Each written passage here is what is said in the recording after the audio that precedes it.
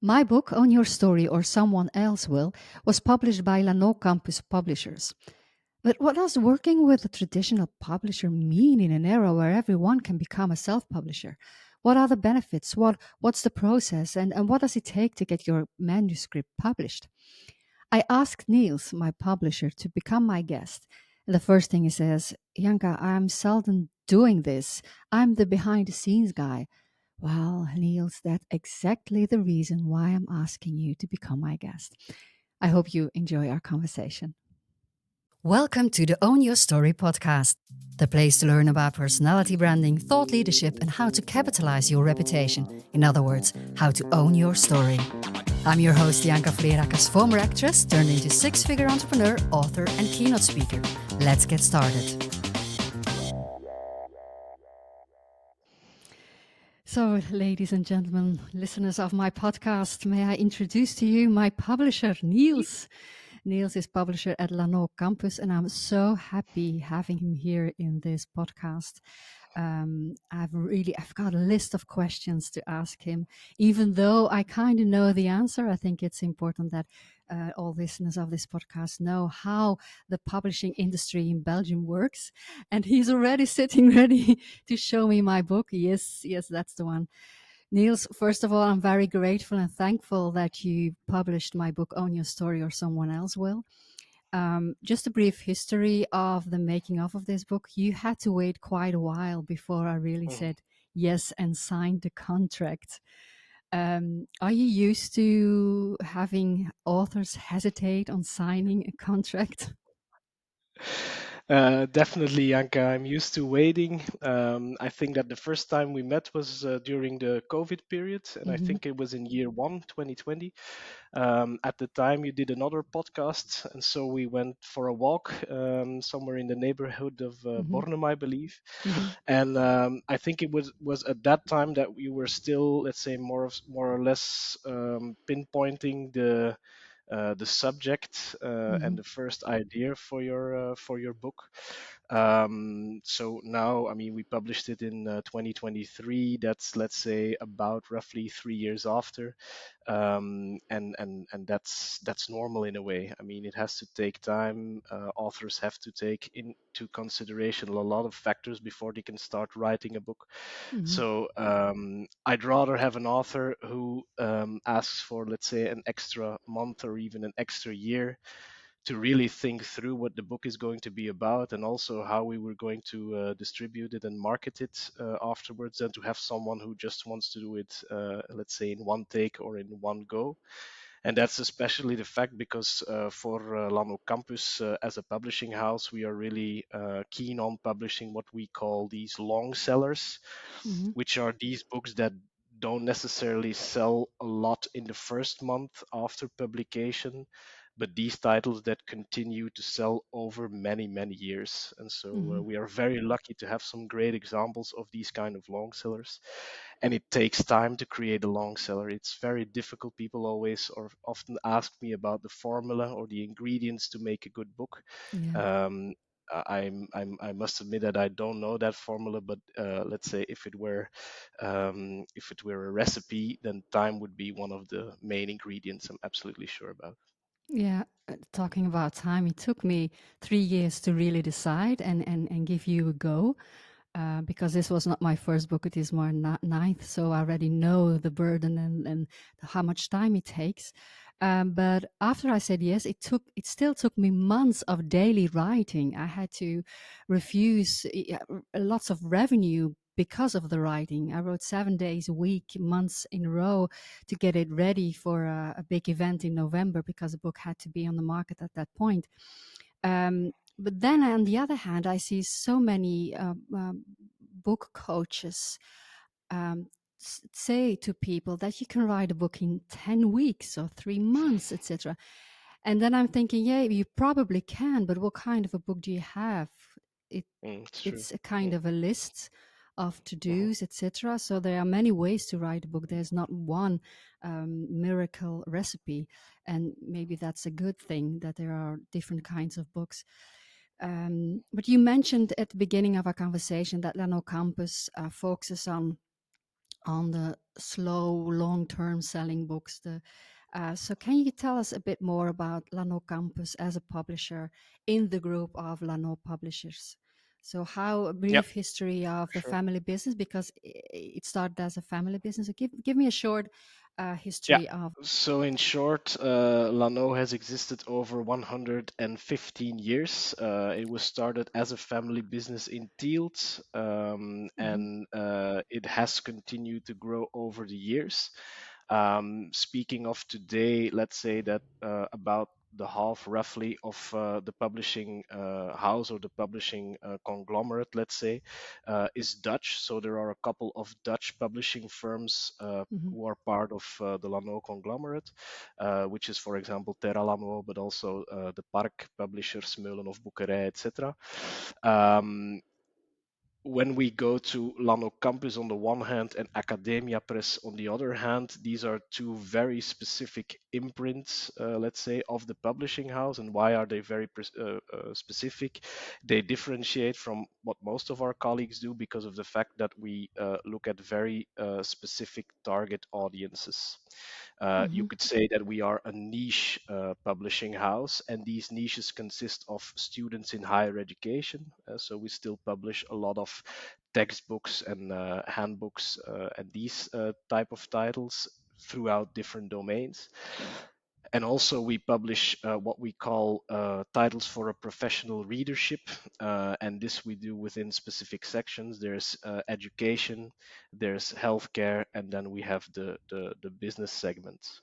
And let's say different from what a lot of our colleagues do or publish, we obviously try to bring these titles as much as we can through the to the classical retail at bookstores as we know them. Mhm. But also, in order to market these books, we are very aware of the fact that we have to go and look at very specific channels to get these books to the specific readership. For example, we do a lot Yeah. in partnerships with organizations or trade unions, for example. Those, let's say, institutions who reach our readership or our audience, we like to work with them also in the Yeah. distribution of these titles. So to have some data to support our idea of what Lannoo Campus stands for, how many Yeah. books a year do you publish? We have about, let's say, 80 to 85 a year, but that's in total. So there's some of these 85 also are translations, and then we make a little bit of a division between, let's say, the business, the education, the health titles, and the study books as well. But in total, it's about Mhm. 85, let's say. And we're a group of 11 people. So this means that, let's say, in the busier times, for example, let's say early autumn or the autumn season, we tend to publish several books a week also. Yeah. And how do you keep up with all those published books and having them marketed and giving them all the attention they want and they need? Yeah. Yeah, that's a good question. What we try to do mostly, so we make a specific marketing plan for all of the individual titles that we publish. Hmm. Um, and let's say every author is obviously, and I imagine that yourself are an example of this. You're always looking at the publishing house via your own book. I mean, every author has to have the idea, has to have the feeling or has to know, let's say, that the publishing house is working on the distribution of their specific book, their specific title. On the other hand, we also have some advantages when it comes to scale, in the sense that sometimes, for example, in working with these partners, they are more interested in working with Lannoo Campus, knowing that we don't only have one or two books on a subject that is Yeah. interesting to them, but then we have maybe 5 or 10 or even 20 or so or more. Hmm. So it also is an advantage to publish, let's say, enough to be relevant, let's say, all of the time, and to a lot of what we do, from getting to know the authors to producing the books, is also done by word of mouth. So a lot of the Yes. people that I meet as an author, first hear about the publishing house via another author, Hmm. Hmm. someone they befriend, or someone that is a relative to them or so. Yeah. Now let's get into the stuff professionals and experts are really interested in is, and how do I get my manuscript accepted by the publisher? Because there's this, I could say this is it's a kind of urban legend that is Hmm. told that getting your manuscript accepted is almost impossible, because the manuscripts just pile up on the desks of the publishers, and yours will probably end on and all the way down, and nobody will look at it, and you will not even get a feedback. So shall we debunk that myth, or shall we say it's true? What do we say? Yeah, I will try to debunk the myth. On the other side, I'm fond of a series that is streaming on Netflix over the years called BoJack Horseman, in which you have, let's say, the main character. He's a horse. He's drawn as a horse. Hmm. His voice is Will Arnett's, and at a certain moment in one of the first seasons, he's also writing, let's say, a memoir, because he's a TV actor. The horse is a TV actor, to make it really complicated. It's like Um, Samson. yeah, it's It's a like little bit like something Samson. like Yeah, that. yeah, Yeah. it's the Okay. same. Yeah, yeah, It's it's the the same. same, just a But horse. it's directed at. Yeah. I mean, the it's directed at adults. And so he's writing a memoir, and his publisher is obviously a penguin in the series, Okay. Okay. referring to Penguin Random House, Yes. Yeah. multinational, etc. And he's this kind of figure that, I mean, he has all of the cliche images for me, as a publisher, in the sense that it's a bit of a shady figure. He never really knows about appointments they made, or what arrangements they had, etc., etc. And he has this, let's say, older looking office. There's very funny elements to it as well, because he has a cup that says that he's the world's second best dad and stuff. So he's never, it's a bit of a shady person, let's Hmm. say, in Hmm. general. And also there, I can't remember the exact scene, but there's a way in which he treats manuscripts as well, which is, let's say, more or less they're coming in and he throws them just out with the garbage, from coming in to going out, all Oh, in oh. one.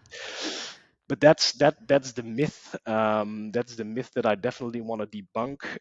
Today, there's very few manuscripts who still reaches via, let's say, the postal office, or via classical mail. Most Okay. obviously is coming in through the internet. They just mail the publishing house with their proposal. And Yeah, there's a couple of, I mean, do realize that it's very difficult for authors to get through their publishing house, but there's a few very important steps that are not always taken into consideration, and that could help, I think, authors to get to their publishing house. And one is, for example, take a look at what they publish at the publishing catalog, in order to find out whether your manuscript, on the one hand, stands out, but on the other hand, also fits in the catalog that they have. I mean, that's a reason for us why we as Lannoo Campus at a certain moment also decided to really focus on, let's say, the healthcare, the education, and the business titles, in order not to receive spiritual poetry anymore, for Mm. example. So that's one thing. As an author, take a look at what the publishing house is bringing in their catalog. Take a look at their new releases, and make sure you stand out and you fit in. The other thing is, it's rarely the case for us that we publish books that just, let's say, land within the publishing house, or that just pop up as a whole. And this means, to further clarify this, that most of the books that we publish, we get into contact with the author quite early, before the writing process, most of the time also. Mm. And we do a lot of, big part of our service, and the author's management that we enable is done, let's say, by more or less helping these authors throughout the very first stages. also in deciding what the book is going to be about, in making sure it is structured in a good way, that it has a title that would fit the market, and also by giving them lots and lots of feedback. So there's still a lot of publishing houses, and I mean, everyone does their thing. I mean, that's just how they work, who will indeed receive material and consider, will we print and publish this or not? For Lannoo Campus, this is entirely different in the sense that when we get a proposal, we want to, let's say, elaborate on the proposal, make it also better, before we will even start about thinking about publishing the book.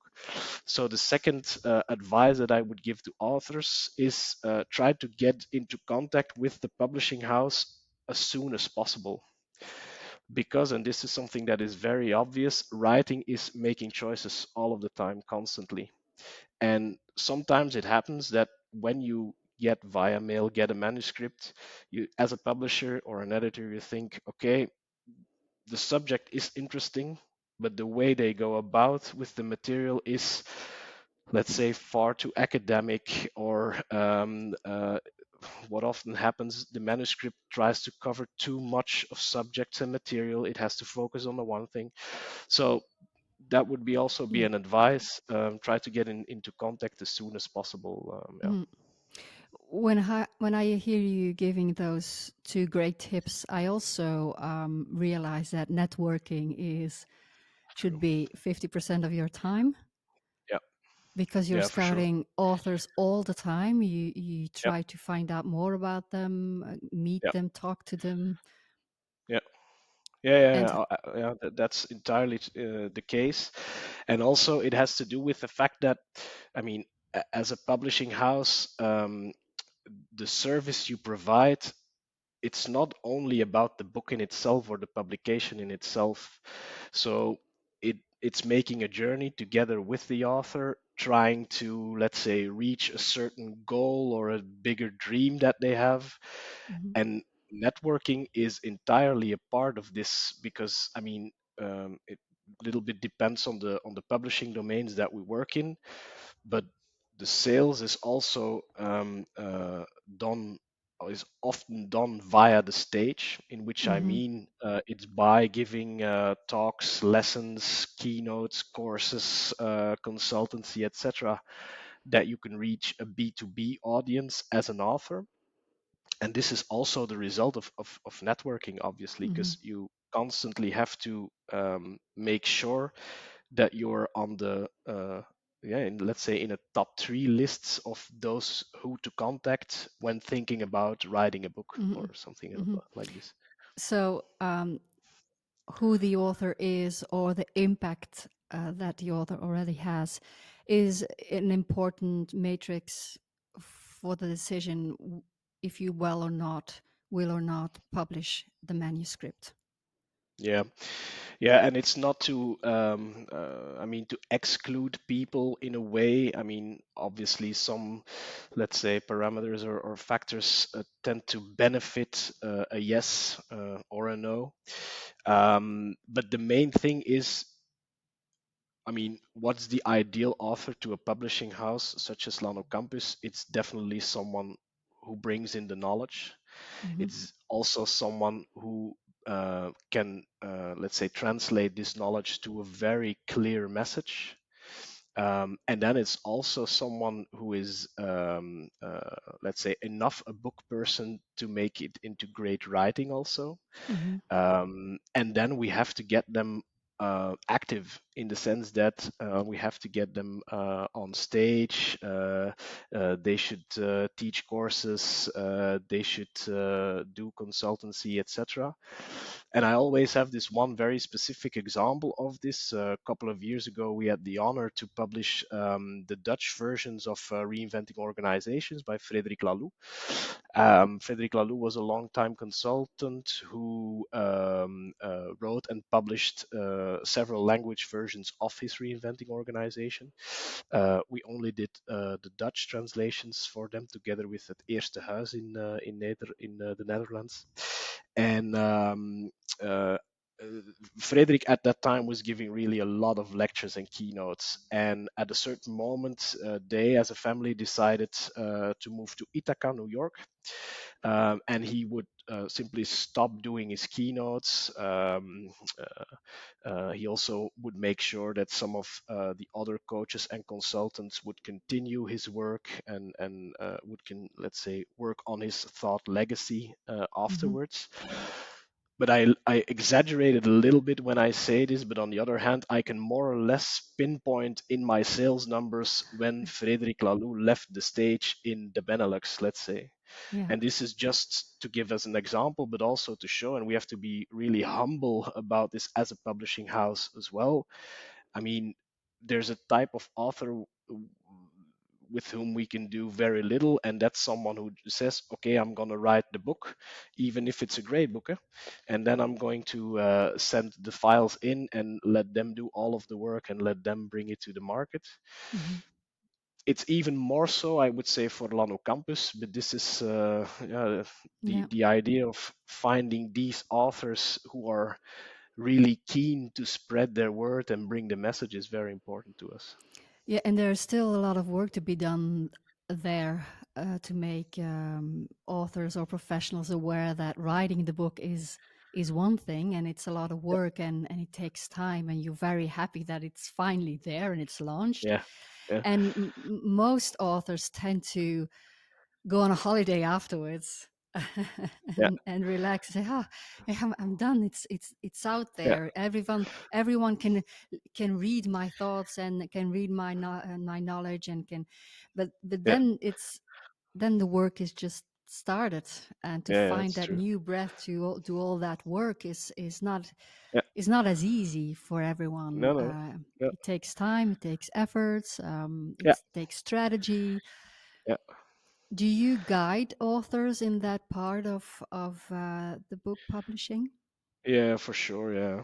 We always do a meeting in which we decide what will be, let's say, the first, let's say, three of stage appearances that Mm-hmm. go along with the publication of the book.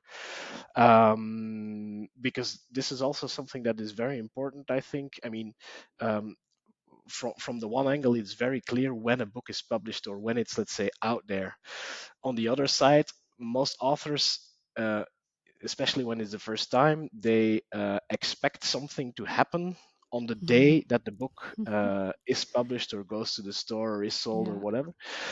And usually, and this is entirely normal, especially when you're writing your first book, it takes some time in order for the readership also to just Mm-hmm. truly discover the book, to know it's out there or that it exists, but also to be able to buy it or to borrow it and to start reading it, and then Yes. afterwards to join a conversation about this. So, Yes. I mean, it's difficult to say how long this should take or what is, let's say, more or less normal, but it's something that I always that always strikes me when authors, especially those who make a book for the first time, Mm-hmm.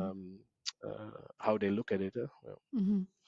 Yeah. What I'm also find interesting is the relationship between keynotes and writing a book.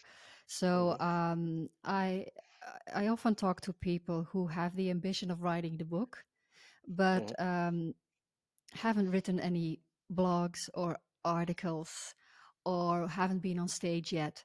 And yep, often the question comes from, what should I do first? Create a keynote or write a book? And mhm, to me, it's kind of you can do both at the same time, although it's a different mindset, it's a different kind of development of story and structure.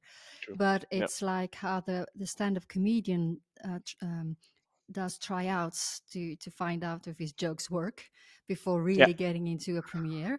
They trial and error. They give keynotes. They write and see what how people react on their writing and on their speaking. So for mhm, me, it's things that can work together just to find out what exactly your messaging is and how you yep, can change and develop them over time. But it takes a lot of work, and that is something people, professionals don't realize. They just want to yeah, pop out true, their book and yep. be known as an author and a speaker, and that's it. Yeah, true. Mm, And this is entirely normal as well, but people always look at the result of things and mm-hmm. not as much. They don't necessarily look to the efforts it takes. Yeah. So there's still a lot of people or aspiring authors who reach us with the idea of becoming the next A, B, or C.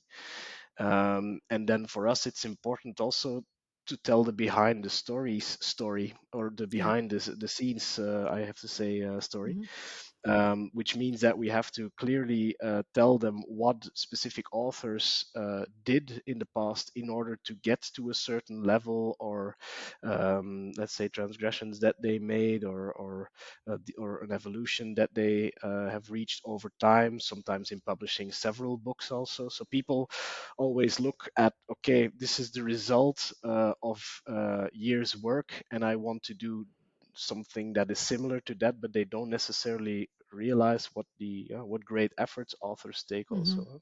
Mm-hmm. Now, Lannoo Campus is a Dutch publishing firm, so you mostly publish in Dutch, but there is this trend that more and more authors, including me, want to publish in English just to Yeah, be able to reach an international market or to that's work true. with corporate companies. Hmm. I've decided, because of time, to publish in Dutch, which I Hmm. now regret, of course, because but I didn't have the time to publish in English. But now I regret that because I would prefer for my English Yeah. speaking clients to offer them my book as well. But how, as a publishing firm, how do you deal with that? Yeah. There's a small anecdote I want to share about the book presentation that we had last year in December. And it was the presentation of Kurt Verwijren, who is a Vlerick professor, his book, Strategy in Turbulent Times. And let's say usually when you have a Q&A at the end of a book presentation, someone will ask, when will there be an English version to this book? Hmm. Okay, so we're sitting in these, we're starting up the Q&A after Kurt finishes its keynote presentation, and the first question that appears is, okay, when will there be an English book? But the book was Was already in written and published in English. So we just said, okay, we have great news for you. The book is written in English. The second question was, when will there be a Dutch version? Just for yeah. laughs, of course. But on the other hand, um, you definitely feel that there's a lot of questioning on in what language should I write and publish my books. Um, let's say that I was more or less schooled, which is more than 10 years ago, in the publishing house, in the sense that, okay, we are, as you say, a Dutch publishing house, so we publish in Dutch. Why? Because of the retail. The retail at that time didn't really take on English titles. Hmm. This has somewhat changed over the years, but something that has truly, let's say, disrupted this is, yeah, the e-tailers. So the e-tail Yeah. model, we all know Amazon, we all know Bol, etc. And this has more or less enabled authors, Belgian authors who are, for example, Dutch speaking or French speaking, to create a book in English and to find a bigger readership via these channels. Also, a lot of organizations, when you specifically look at the B2B sales, Hmm. only want to purchase English versions because they don't necessarily have only Dutch speaking colleagues or co-workers. So we tend to publish more English titles than 10 years ago. I would say that out of these 85, maybe 15 to 20 at maximum will be in English. And then there's very important things also to consider. Um, Sometimes you make this, let's say, translated or English version because of the fact that you have specific B2B segments that you want to target, and it can only be done in English. To name just one, Deloitte is a very big firm, and they Hmm. treat all of their content should be in English. So that's a clear example. The second one is the idea, and let's say in theory, an author writes on a certain subject. It can be truly niche. For example, we have a book on facility management coming up. mean, it makes sense to make it in English immediately, just because of the fact that all of these organizations and chapters, as they call them, also have English as their language that they use. Something that is a little bit more challenging, I should say, is the idea of just targeting a bigger audience by writing an English book. By which I mean, when I take a look at the sales numbers and analyze them for the English versions, then you still see that a lot of the sales there are done once again via the stage. By which I mean that, for example, if you have written a book on a certain topic and you do several keynotes on this topic in the UK or in the Middle East, it can be in the US, then you will find sales there Hmm. locally, let's say. Um, the idea of just opening up to a worldwide audience by means of a title that you publish in English, I mean, that's something that happens for very, very few people, Hmm. I should say. And even then people are once again always looking more at the result than at the effort it takes to get there. Hmm. So my main message would be, think about it. I mean, it's not necessarily so that it's a better idea to write it either in Dutch, either in English. I would say, um, choose by taking into regard the language that your readership is most familiar with, and also try to take into considerations the channels that you will sell via which you will sell the books, and take a look at what their, let's say, main language would be. So Yeah. Okay. does it make sense a little bit? Yeah, I understand, but that doesn't withhold me to translate my book anyway. So, Yeah, yeah, okay, sure. so Yeah. let's now take a look at the investment a publisher takes. Working with a publisher gives you as an author the advantage that, yeah, to say it very boldly, that all payments are done by the publisher. So you Mhm, really invest in the author because you believe in the topic, you believe in his or her power of spreading the news of the book. So, but that is kind of a myth as well. mhm, How do you break down that investment? So you only mhm, know that as an author you have royalties of 10%. mhm, And then in case of my book costs 35 euros. So mhm. that's 3 euros a book if I'm selling it. Yeah, But what with the rest of yeah, that amount? So how do you as a publisher make money on that? yeah. And what how does give us a breakdown to have an idea of what the costs are and how the revenue model of a publisher works. Yeah, Janka, I have to be honest in the sense that I can't really tell a lot about the inner kitchen of every publishing house, or Hmm. but let's say that there are some things that are more or less general, in the sense that where does, let's say, people at a publishing house live from, or let's say, where does the revenue come from? Um, this has mostly to do with reprints, second print, third print, etc. I mean, Okay. obviously, on the first print, the publishing house takes a lot of risk. Sometimes this risk is covered in a way by, for example, authors who buy some books themselves and Hmm. they become a distribution channel on their own. But the main part in the risk that is taken on the first print run is done by a publishing house. So whether I mean this goes for a title that is printed on, let's say, 500 copies, or a title that is printed on 5,000 copies in the first print run. The first one is just to get the risk covered, and then the second and the Yeah. third, etc., that's something that you aim for. And the Pareto principle, the 80 to 20 division, is something that is often talked about in publishing houses, in the sense that, let's say, 20% of the title generates 80% of your revenue, etc. For us, it's definitely more, let's say, equally spread than these kinds of numbers, but still the first sprint round is investing as a publisher, and then Mm-hmm. you hope to.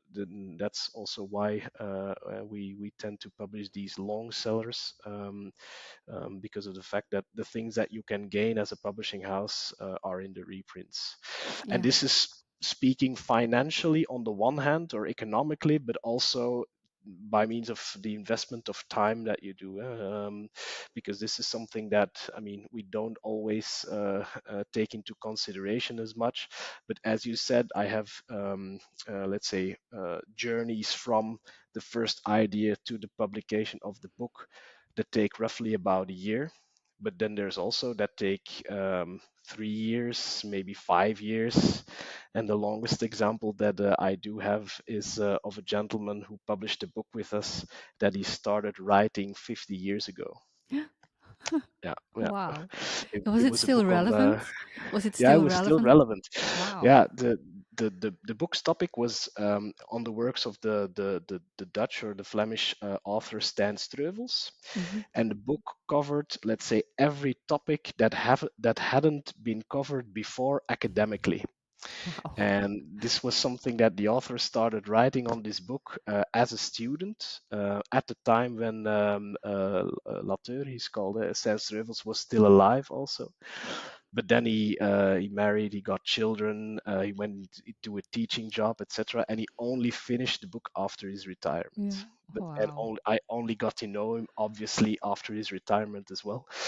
But Yeah. just to say that in terms of time investment that you take, especially when compared to other organizations, for us sometimes it takes 3, 4, 5 years to get from this rough idea to something that Hmm. can be published, and Hmm. that's really part of working in a publishing house. Yeah. Hmm. Now, the last few years, last 1 to 2 decades, a lot changed that influenced the publishing industry. The internet came along. There was Yep. e-commerce. There's Yep. Amazon coming up, digital platforms, self-publishing. Now it's AI, Gen AI. So how does a traditional institute like the publishing houses handle with all these technological and digital changes? Mm. How do you Yeah. innovate, and how do you position yourself in staying the one who's selling printed paper, so to Yeah. speak? Yeah. Yeah. That's a good question. How do we do it? I would mostly say by focusing on what we're good at. And perhaps it's a little bit of a strange comparison that I want to make, but I have two daughters, and they are now 8 and 6 years of age. And everything that they do nowadays on social media, I mean, they're only taking their very first steps at that age, but it has to do with challenges. And yesterday we did a three pencil challenge, in which instead of using your full, let's say, what's it called, coloring box of Hmm. pencils, you can only draw three from them blindly, and then you have to make a design with these three.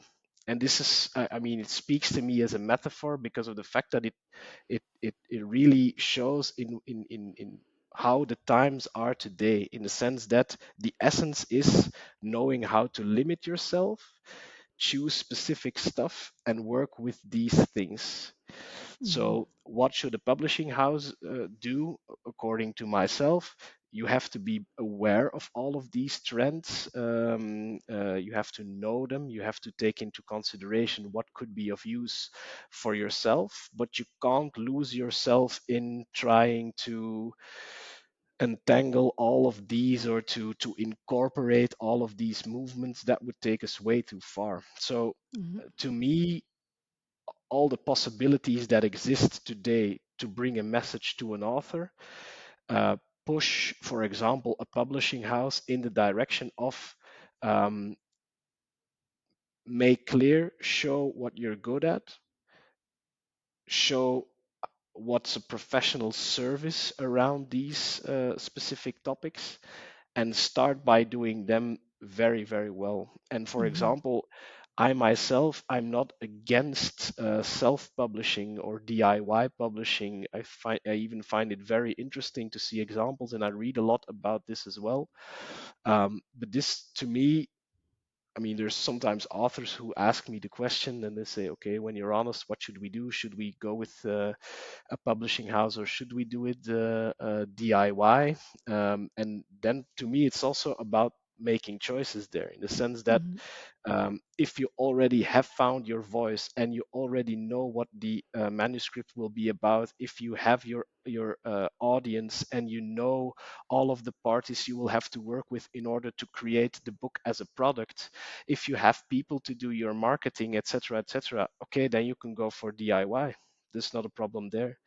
But Mhm. if you are looking for, let's say, um, uh, someone who is willing to co-create with you, someone who wants to take part in the journey that you're going to make as a thought leader or as an author, then the publishing house will be relevant to Mhm. you, and then it's really to us to make sure that by means of all of the things, from editing to designing to distribution and ways to market, there we have to make clear that what we can do is more than what an author would be able to do themselves. But now I'm Mhm. only focusing on the DIY, Yeah, the yeah, it's DIY it's story. years of experience and doing the same, going through Yeah, the same process over and over again and perfecting it. sure, And it has a lot of steps in the process that you have to be able to tackle, which an author does not really realize. Um, Even in the writing process, you are confronted with rereading again and again and again. true. Yeah, So okay, now you have about 85 books published a year. yeah, What I notice is that people want to are eager to call themselves an author, mm, but I found out that they're seldom the writer of the book.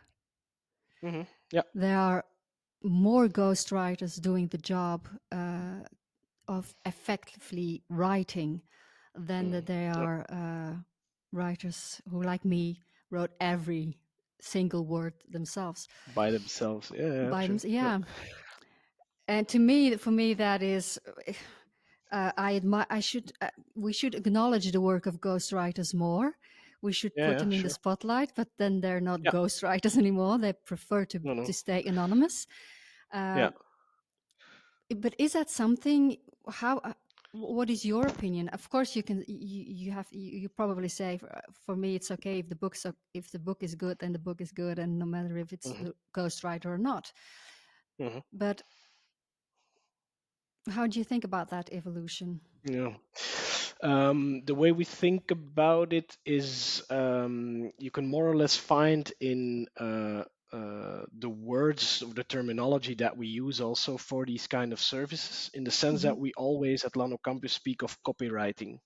Hmm. And that's a little bit, copywriting is, let's say, a little bit a term that comes from the marketing agencies or the Hmm. branding agencies. But for us, in essence, it means that whether you have an author who is writing every single word, or you have an author working with a copywriter, the author is always the expert. The Hmm. knowledge comes from the author. um, the way to transpose this knowledge onto, let's say, the paper, or your Word document or whatever, is something that is facilitated by the copywriter, but the source of the knowledge of the material will always be the Hmm. author. Hmm. And this is, to me, saying that someone is a copywriter is something entirely different than saying that someone is a ghostwriter, in the sense that a ghostwriter, it's someone who, let's say, I mean, it shouldn't be known, it has to be kept in the dark. They write something for someone, and the publishing house pretends as if the writer has written everything, etc. Hmm. um, Today, and I think, I mean, it's something that I acknowledge and that I even support. There's a tendency also by authors to be more open about working with their copywriter. And Mhm. I think that this helps a lot in the sense Mhm. that it doesn't have to do with the idea of decepting a readership, or it's not deception, um, but they tend to be more open about it.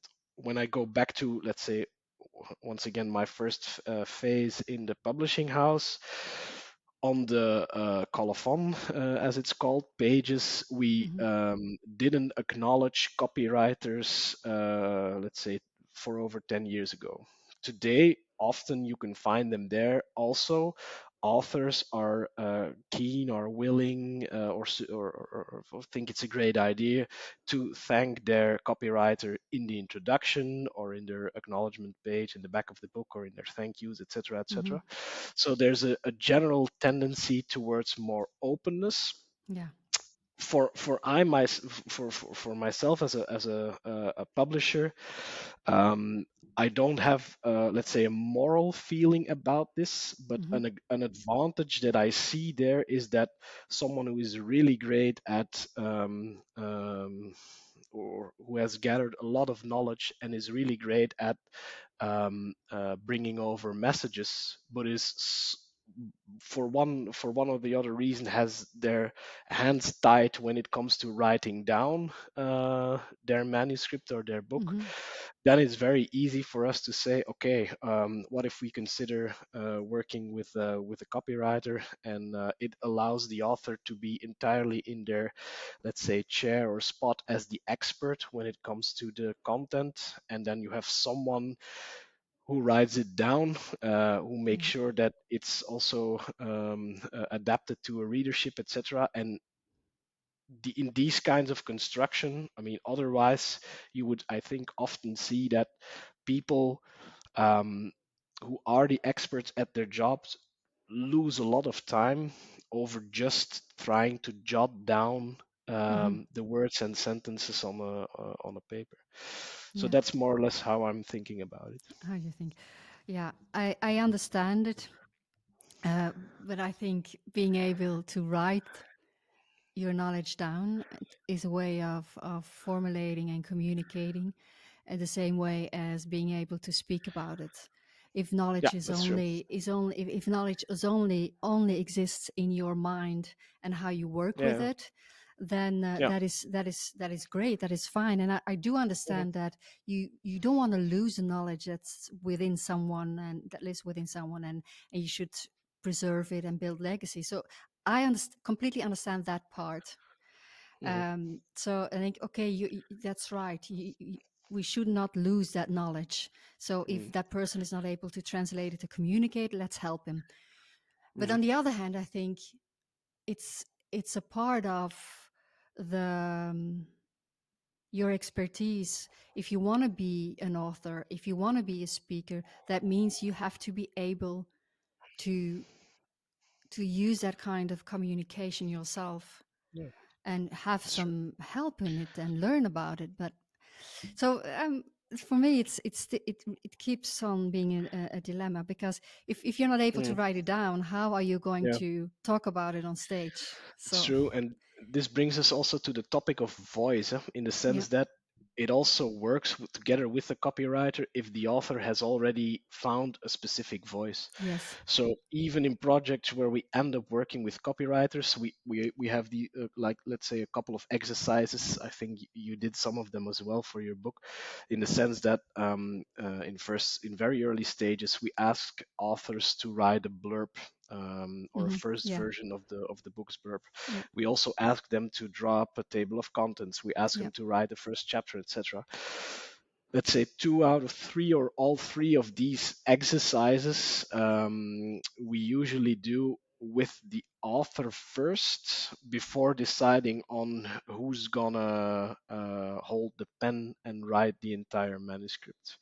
And hmm this has a lot to do with things that you're saying now, in the sense that you can't entirely rely on someone else to create these things. hmm If it's not clear, then we have to work on or tackle these problems first. Um, Yeah, it's entirely, yeah, it's true Yeah, what you say. yeah, because No. it will only backfire after the launch of your book, because you have to be able to Yeah, talk about your book. You have, and you haven't for sure. written it and etc. Then it's harder. Yeah, yeah, Yeah, yeah, then it true. keeps Yeah, on being a and struggle. yeah, yeah, for sure. And what I see a lot is, and this is something that I like very much like to see, because it also means that um, the message is getting to an audience, is being questioned, and somewhat alters also. That often authors, when they publish their book, and they go out on stage, they get into discussions also Hmm. with people that they meet.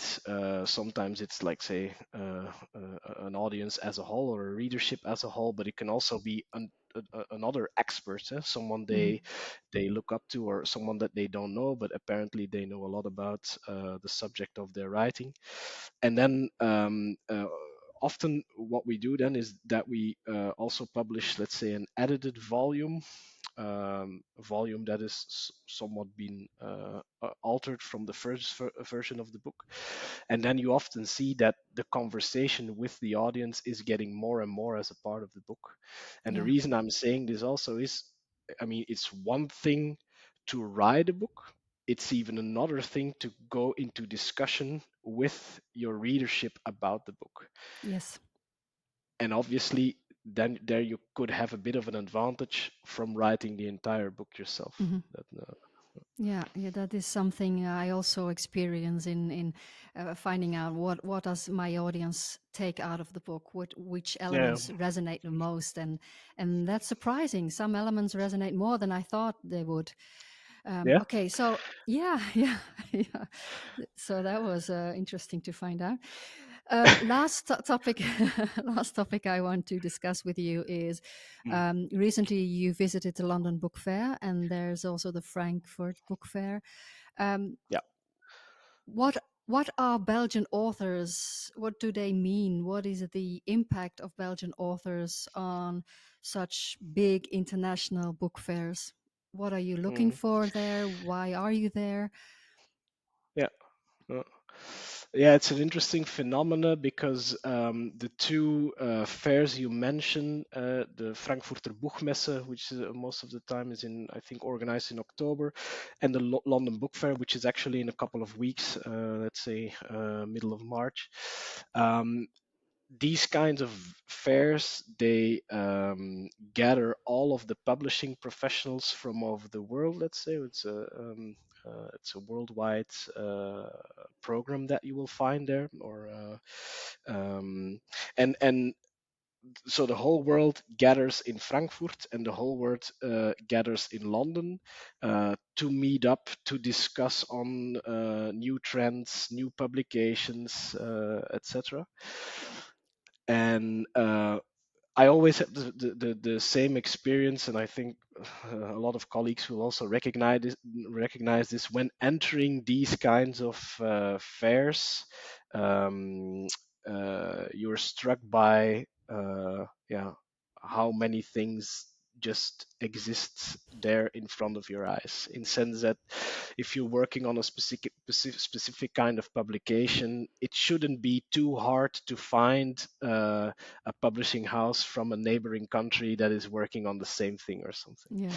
So there's always this kind of first phase of, okay, I'm struck by everything that is already available and the volume of this, and then it's a little bit bringing us back to the metaphor I used earlier of the three pencil challenge. You have to decide on what your focus will be, and then you have to be able to find those publishing houses that uh, will join you in this kind of vision, in this kind of view that you have on publishing. And there you can find books in order to translate them for a Dutch market, for examples, or you can make attempts to get your own publications Hmm. translated in English, for example, but also to other languages.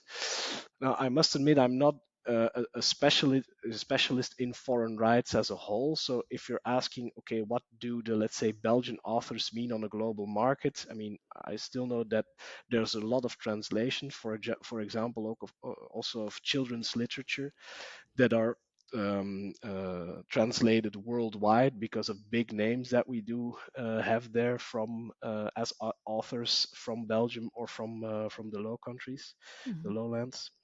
Um, but for us, the main idea of going to these fairs is to go and check out what big trends are coming up, what other markets are looking into, and I even have to say, but this is really specific for some of the genres that we publish in. For example, when we take a look at, I'm just going to give one example, the marketing books that we bring.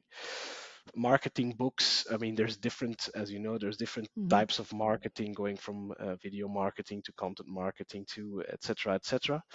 Um, and there we see that, for example, what the UK publishers will bring or publish at a certain moment in time will gradually enter our markets 1 year or maybe 2 years after. So, for some types of publications, it gives you this kind of a little bit of a look into the future. Mhm. What new topics will we be publishing on somewhere between now and 2 years?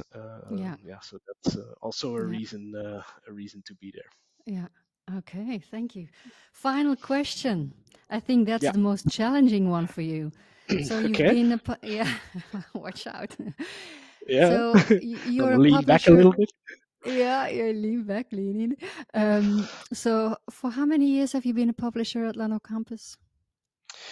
I think I became a publisher in 2017, which Mm-hmm. is roughly 7 years Yeah. ago.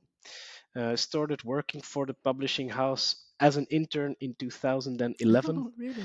And then I did several editing jobs, first as a freelancer, then working for Lannoo Campus. But publisher, I'm now for, let's say, 7 years. Yeah. Okay. When will the moment be right for you to write your own book?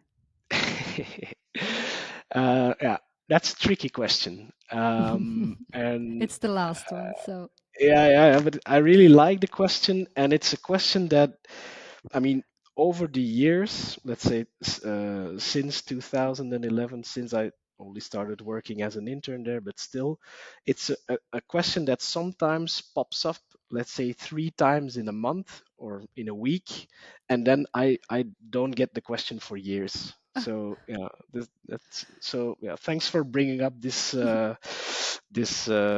last question. And there I must say, I used to write myself as a student. Mhm. Not really a lot in the sense that I work for this kind of student magazine, but I only published maybe 2 to 3 articles in this.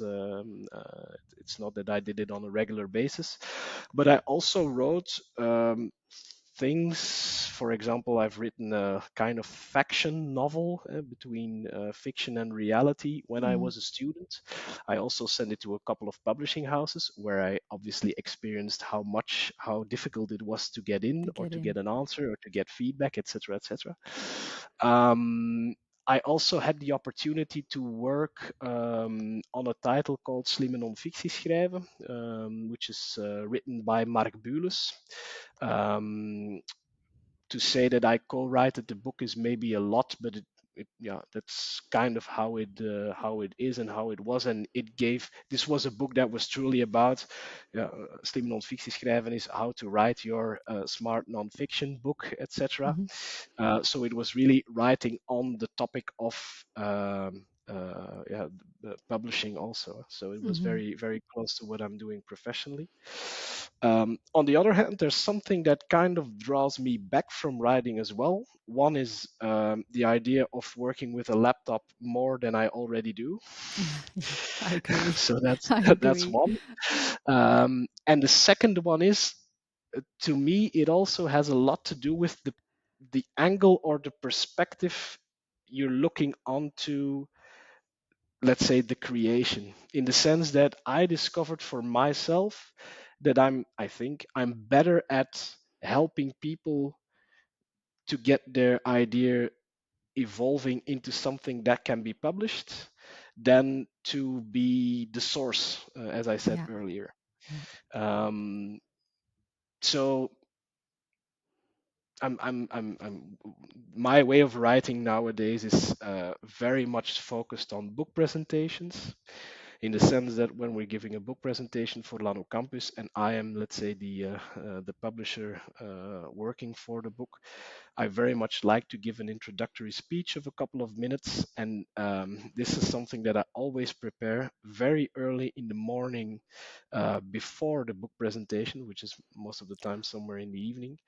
Yeah. Why? So that I have a very, very strong deadline then, and then I, let's say, write about a page, and this will be the content of the speech that I will be Yeah. giving.